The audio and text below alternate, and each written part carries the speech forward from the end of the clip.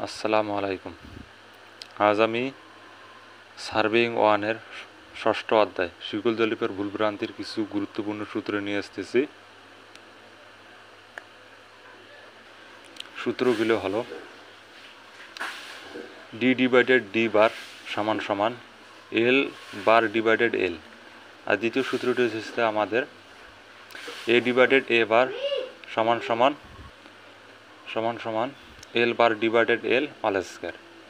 এই দুটো হলো আমাদের গুরুত্বপূর্ণ সূত্র ষষ্ঠ অধ্যায়ের মধ্যে মোস্ট ইম্পর্টেন্ট এই সূত্র দুটো।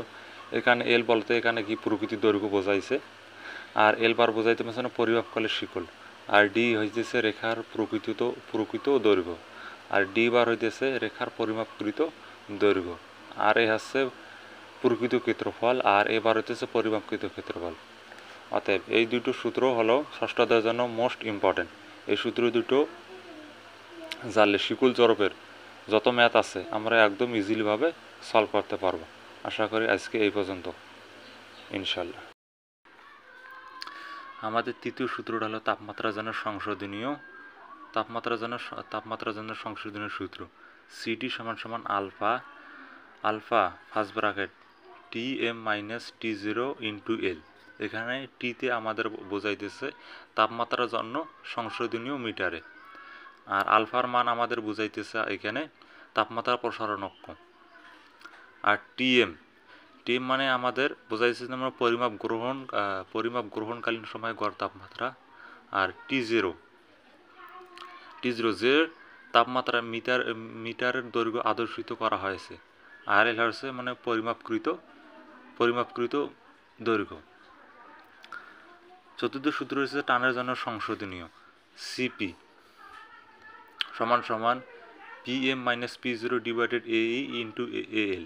সিপি আমাদের এখানে বোঝাই দিয়েছে, সিপি মানে হলো টানের জন্য সংশোধনীয় পরিমাণে মিটার, আর পিএম হলো আমাদের পরিমাপকালে টানের পরিমাণ কেজিতে, আর পি জিরো বুঝাইতে আছে আমাদের আদর্শিত করা কালে টানের পরিমাপ কেজিতে।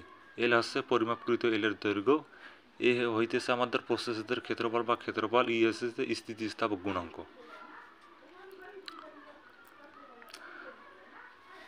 পাঁচ নম্বর সূত্রটা হয়েছে আমাদের ঝুলানো সংশোধনীয় সিএস সমান সমান এল divided 24 first bracket W into L divided P all square. এখানে সিএস আমাদের বোঝাচ্ছে, সিএস মানে আমাদের বোঝাচ্ছে ঝুলানোর জন্য সংশোধনীয় মিটার, আর এল হইতেছে আমার প্রকৃত দৈর্ঘ্য, আর এটা তো 24 কনস্ট্যান্ট, আর ডাব্লিউ হইতেছে আমাদের প্রতি মিটারের ওজন, মানে প্রতি মিটারের টেপের ওজন, আর এল হইতেছে প্রকৃত দৈর্ঘ্য, আর এফ হইতেছে প্রকৃত টানের পরিমাণ কিলোগ্রাম।